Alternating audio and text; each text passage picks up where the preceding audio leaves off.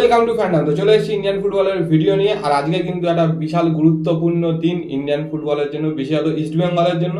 সেটা হচ্ছে বহু বছরের ট্রফির খরা কিন্তু কাটানোর একটা সুযোগ। যদিও কি কয়েক মাস আগে একটা সুযোগ এসেছিল ডুরান্ড কাপে, কিন্তু সেই সুযোগটা কাজে লাগাতে পারেনি, একদম শেষ মুহূর্তে কিন্তু সুযোগটা হাতছাড়া হয়। তো সেই জায়গা থেকে কিন্তু আরেকটা বড় সুযোগ, যদি আজকে সুপার কাপ জিততে পারে তাহলে প্রায় 12 বছর বাদে কিন্তু আবার একটা কোনো ন্যাশনাল পর্যায়ের ট্রফি কিন্তু ইস্ট বেঙ্গলে আসতে চলেছে। সেগুলো নিয়ে তো বলবোই, কিরকম টিম হবে সেটা নিয়েও আলোচনা করবো। কিন্তু তার আগে যারা এখনো যদি চ্যানেলটা সাবস্ক্রাইব করেনি তো অবশ্যই কিন্তু সাবস্ক্রাইব করে দিও, তার সাথে বেল আইকনটাও ক্লিক করে দিও রেগুলার নোটিফিকেশন পাওয়ার জন্য। আর যারা এখনো আমাদের ফেসবুক আর ইনস্টাগ্রাম পেজ দুটো ফলো করেনি অবশ্যই কিন্তু ফলো করো। ওখানে কিন্তু আমরা সব রকম আপডেট দিই, ট্রায়াল বা কোনো টুর্নামেন্টের সব কিছুর আপডেট কিন্তু এখানে সবার আগে আমরা পোস্ট করি। তো প্রথমেই আসি, দুটো দিনকে অন্য আপডেট দিয়ে দিই। তো তার মধ্যে বলি যে খেলো ইন্ডিয়া ইউথ গেমস চলছে, সেটাতে বয়েজ ক্যাটাগরিতে গতকালকে খেলা ছিল বেঙ্গল ভার্সেস ওড়িশা। সেটা কিন্তু বেঙ্গল 1-0 গোলে হেরে গেছে। আর আজকেও কিন্তু বেঙ্গল ভার্সেস ঝাড়খণ্ডের খেলা ছিল, সেটা কিন্তু 1-0 গোলে হেরে গেছে বেঙ্গল। আর আজকেও কিন্তু ওমেন্স ক্যাটাগরিতে খেলা রয়েছে ইউথ গেমসে, খেলো ইন্ডিয়া ইউথ গেমসে, ঝাড়খণ্ড ভার্সেস ওয়েস্ট বেঙ্গল। তো সেই জায়গা থেকে কিন্তু আজকের ম্যাচটা জিতবে আশা করা যায়। আর ওমেন্স টিম মানে খেলো ইন্ডিয়াতে ওমেন্স টিম কিন্তু অলরেডি যা শোনা যাচ্ছে সেমিফাইনালে কিন্তু কোয়ালিফাই করে গেছে। আর মেন্স টিম কি করে সেটাই হচ্ছে দেখা। আর উল্টো দিকে কিন্তু আই লিগ সেকেন্ড ডিভিশনও চলছে, যেখানে কিন্তু বেঙ্গল থেকে ইউনাইটেড স্পোর্টস পার্টিসিপেট করছে। প্রথম ম্যাচটা জিতেছিল, বাট সেকেন্ড ম্যাচটা কিন্তু সুদেবার কাছে 1-0 গোলে কিন্তু হেরে গেছে ঘরের মাঠে। এর পরের ম্যাচগুলো অ্যাওয়ে ম্যাচ রয়েছে। তো দেখা যাক ইউনাইটেড স্পোর্টস লিগ টেবিলে নিজেদের জায়গা বজায় রেখে আই লিগে ঢুকতে পারে কিনা। তো সেটার জন্য তো আরো কয়েকদিন অপেক্ষা করতেই হবে। তো তার আগে এবার চলে আসি মেন কথা, যেটা হচ্ছে আজকে সবাই যেটা নিয়ে এক্সাইটেড, বিশেষত ইস্ট বেঙ্গল সমর্থকরা। তো প্রায় 12 বছর বাদে, মানে 2012-তে শেষবারের মতো ইস্ট বেঙ্গল ফেডারেশন কাপ জিতেছিল। তখন মর্গান কোচ ছিল, মেহতাব এরা তখন সেই টিমের সম্পদ ছিলেন, সৌমিক দে, মেহতাব হোসেন এরা। তো সেই জায়গা থেকে তারপর থেকে কিন্তু ন্যাশনাল পর্যায়ে আর কোনো ট্রফি ইস্ট বেঙ্গল জেতেনি। বহুবার ট্রফির দৌড় গড়ায় গেছে, গিয়ে রানার্স হয়েছে, ফাইনালে হেরে গেছে, ট্রাইব্রেকারে হেরে গেছে। তো চ্যাম্পিয়ন কিন্তু হতে পারেনি, একমাত্র কলকাতা ফুটবল লিগেই কিন্তু চ্যাম্পিয়ন হয়েছে তারপরে। তো সেই জায়গা থেকে 12 বছর বাদে কিন্তু আবার একটা ন্যাশনাল পর্যায়ের কোনো একটা ট্রফি জেতার সুযোগ রয়েছে, যদি এই সুপার কাপ আজকে জিততে পারে। আর মোটামুটি সমর্থকদের মানে ম্যাক্সিমাম পরিমাণেই মনে হয় যে এক্সপেক্ট করে মানে করেইনি যে ফাইনাল অবধি তারা আসবে, কারণ গ্রুপটা কিন্তু যথেষ্ট কঠিন ছিল। সিনিদির মতো টিম ছিল, মোহনবাগান ছিল।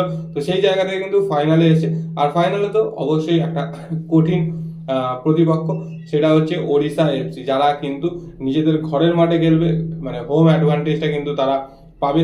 প্লাস তাদের টিম যথেষ্ট শক্তিশালী, যদি তুল্যমূল্য বিচার করা হয় ইস্ট বেঙ্গলের তুলনায় অনেকটাই কিন্তু শক্তিশালী। এবং কোচ অসাধারণ একজন কোচ, মানে ভারতীয় ফুটবলে প্রচুর ট্রফি কিন্তু সে দিয়েছে যেই ক্লাবেই কোচিং করিয়েছে। তো সেখান থেকে কিন্তু কাল স্কোয়াডদের কাছে এটা একটা অগ্নি পরীক্ষা। তবে যেটা পজিটিভ দিক ইস্ট বেঙ্গলের, যে মাহেশ এবং লালচুঙ্গুঙ্গা এই দুজন কিন্তু ফিরে এসেছে, স্কোয়াডে জয়েনও করেছে। উড়িষ্যার জন্য ভালো খবর, এতদিন রালতে গোলকিপিং করছিল, সেই জায়গায় কিন্তু আমরিন্দারও চলে এসেছে। তো চাইলে কিন্তু আজকে আমরিন্দারও কিন্তু খেলতে পারে। তো সেখান থেকে মোটামুটি আমার যা মনে হয় আজকে তো ট্যাকটিক্যাল ব্যাটেলই হবে, কারণ লাস্ট যে সেমিফাইনালটা হয়েছে সেখানে ইস্ট বেঙ্গল তো যথেষ্ট অ্যাটাকিং খেলেছে, গোল করেছে, হ্যাঁ প্রচুর পাসিং ফুটবল খেলেছে। কিন্তু উল্টো দিকে ওড়িশা কিন্তু মুম্বাইয়ের সাথে কিছুটা হলেও ডিফেন্সিভ খেলেছে, একটা পেনাল্টি পেয়ে গেছিল, সেখান থেকে কিন্তু গোল করে, তারপরে কিন্তু সেরকম গোল করতে পারেনি। তো সেই জায়গা থেকে কিন্তু একটা ট্যাকটিক্যাল ব্যাটেল হতেই চলেছে ইস্ট বেঙ্গল এবং ওড়িশার মধ্যে। দুজনই স্প্যানিশ কোচ, আশা করা যায় 6 জন যে ফরেনার তো প্রত্যেককেই মোটামুটি ইউজ করবে। তো সেই জায়গা থেকে কিন্তু একটা বেশ ভালো তুল্যমূল্য লড়াই আমরা দেখতে পাবো আশা করা যায়। আর আজকের খেলাটা কিন্তু 7:30 থেকে দেখাবে হচ্ছে জিও সিনেমাতে। তো ওড়িশা যেই টিমটা ফাইনালে খেলিয়েছিল, আশা করা যায় যে সেই টিমটাকেই হয়তো নামাবে। একমাত্র একটাই শোনা যাচ্ছে যে খুব সম্ভবত মরেশিওর একটা নক মতো আছে, তো মরেশিওকে হয়তো যদি শুরু থেকে নাও খেলে হয়তো সাবস্টিটিউট হিসাবে আনবে। আর বাকি চেঞ্জেস বলতে একটাই আমার মনে হয় চেঞ্জেস হতে পারে, সেটা হচ্ছে গোলে রালতের জায়গায় আমরিন্দারকে খেলাতে পারে। আর যদি চায় যে উইনিং কম্বিনেশন চেঞ্জ করবে না, তাহলে তো রালতেই খেলবে। বাট অবশ্যই রয় কৃষ্ণা, আহমেদ জহুর, সাই গড়ার, মুর্তলা ফল, দেলগাডো এদের মতো বিদেশিরা থাকাটা কিন্তু একটা বিশাল বড় পজিটিভ দিক। এছাড়া ইজাকের মতো, লাল থারাঙ্গার মতো ইয়ং প্লেয়াররাও থাকছে, জেরির মতো একজন সাইড ব্যাক আছে। তো সেখান থেকে কিন্তু অনেকটাই এগিয়ে। তো সেই জায়গা থেকে যেটা লাস্ট ম্যাচে আইএসএল এর লাস্ট ম্যাচে ইস্ট বেঙ্গলের সাথে উড়িষ্যার যে, সেখানে কিন্তু সৌভিক চক্রবর্তীর একটা বিশাল বড় অবদান ছিল। তো সেই কাজটাও কিন্তু আজকে সৌভিক চক্রবর্তীকে করতে হবে, যে যদি উড়িষ্যার মাঝমাঠ নষ্ট করতে পারে, যেরকম জহুকে একদমই খেলতে না দিয়ে সেই ম্যাচটা কিন্তু সৌভিক চক্রবর্তী অসাধারণ পারফরমেন্স করেছিল। তো সেরকম যদি কিছু করে তাহলে কিন্তু অবশ্যই একটা আশার বাণী বা আশার সম্ভাবনা হতে পারে ইস্ট বেঙ্গলের ট্রফি আসার 12 বছর বাদে। তো সেই জায়গা থেকে আমার মনে হয় যে ইস্ট বেঙ্গলের টিমেও হয়তো খুব বেশি কিছু চেঞ্জেস হবে না। গিল অবশ্যই গোলে থাকবে, ডিফেন্সে হিজাজি, পারদো একদিকে, নিশু একদিকে, মান্দার এইভাবে শুরু করবে। পরে হয়তো রাকিবকে আনতে পারে, কারণ রাকিব কিন্তু খুব ভালো খেলছে। আর অবশ্যই সল ক্রেসপো, বর্জা হেরেরা দুজন তো থাকবেই, কারণ বর্জা আগেরটাই ছিল না, তো আজকে তো অবশ্যই থাকবে।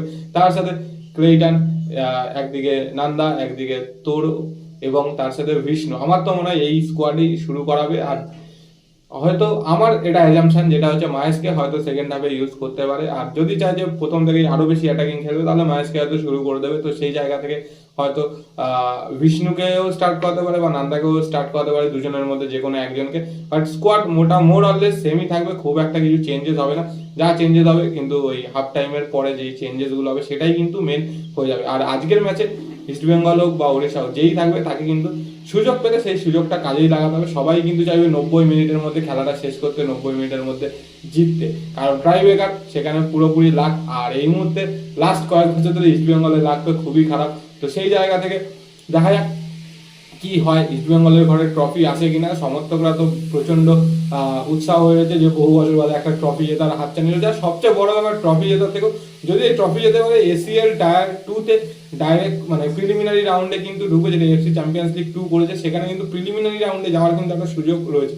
তো সেই জায়গা থেকে ইস্ট বেঙ্গলের কাছে কিন্তু একটা বিশাল বড় সুযোগ এএফসিতে বহু বছর বাদে আবার কিন্তু এএফসিতে কোয়ালিফাই করার একটা সুযোগ থাকে। আর যদি এটা জিততে পারে তাহলে টিমও কিন্তু শক্তিশালী হয়ে যাবে। এতদিন হয়তো কোনো পারফরমেন্স নেই, কোনো বড় প্লেয়ারকে বা ন্যাশনাল টিমের প্লেয়ারকে অ্যাপ্রোচ করলে তারা হয়তো আসতে চাইতো না, যে কোনো অ্যাচিভমেন্ট নেই ক্লাবের লাস্ট 10-12 বছর ধরে। তো সেই খরাটা কিন্তু কাটতে পারে এএফসি কাপের মতো একটা দেখিয়ে, যে আমরা এএফসি কাপে খেলতে পারবো। তো সেইটা দেখেও কিন্তু প্রচুর প্লেয়ারকে অ্যাট্রাক্ট করতে পারবে।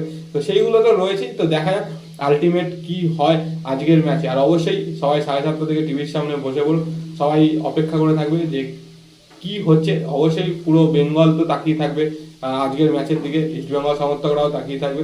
তো দেখা যাক কি হয়। আর ওড়িশাও চাইবে তাদের ট্রফিটা নিজেদের ঘরের মাঠেই, মানে ঘরেই রেখে দিতে, কারণ লাস্টবার ক্লিফোর্ড মিরান্ডার আন্ডারে কিন্তু তারাই সুপার কাপ জিতেছিল, যেহেতু কিন্তু এএফসিতে কোয়ালিফাই করে। আর দেখছি এএফসির পরের রাউন্ডে কিন্তু তারা কোয়ালিফাই করেছে। তো সেই জায়গা থেকে তারাও চাইবে ট্রফিটা নিজেদের ঘরেই রাখতে। তো সেখান থেকে একটা তুল্যমূল্য লড়াই কিন্তু আজকে অপেক্ষা করছে সবার জন্য, ফুটবল প্রেমীদের জন্য। আর তোমাদের কি বক্তব্য যে ইস্ট বেঙ্গলের স্কোয়াড কি হতে পারে, বা ফার্স্ট টিমের সাথে সেকেন্ড মানে যারা চেঞ্জেস আসবে সেই জায়গাগুলোতে কি হতে পারে, সেগুলো কিন্তু অবশ্যই তোমরা কমেন্ট সেকশনে কমেন্ট করে জানিও। আর ভিডিওটা ভালো লাগলে সেটা তো লাইক করবে। কিন্তু তার সাথে আরো একটা ছোট্ট আপডেট দিয়ে দিই, সেটা হচ্ছে নিখিল পূজারীকে নিয়ে। নিখিল পূজারীকে কিন্তু কেউ না কেউ হয়তো সাইন করাবে। মোটামুটি ও লোন আউট হচ্ছে হায়দ্রাবাদ থেকে, এটা কনফার্ম হয়ে গেছে। এবার কে সাইন করায় সেটাই হচ্ছে দেখা। ওকে কিন্তু নেওয়ার জন্য ইস্ট বেঙ্গল যেরকম রয়েছে, আরো একটা দুটো টিম কিন্তু রয়েছে। তো সেখান থেকে আরো 1-2 দিন ওয়েট করলে নিখিল পূজারীর ব্যাপারটা কিন্তু ক্লিয়ার হয়ে যাবে।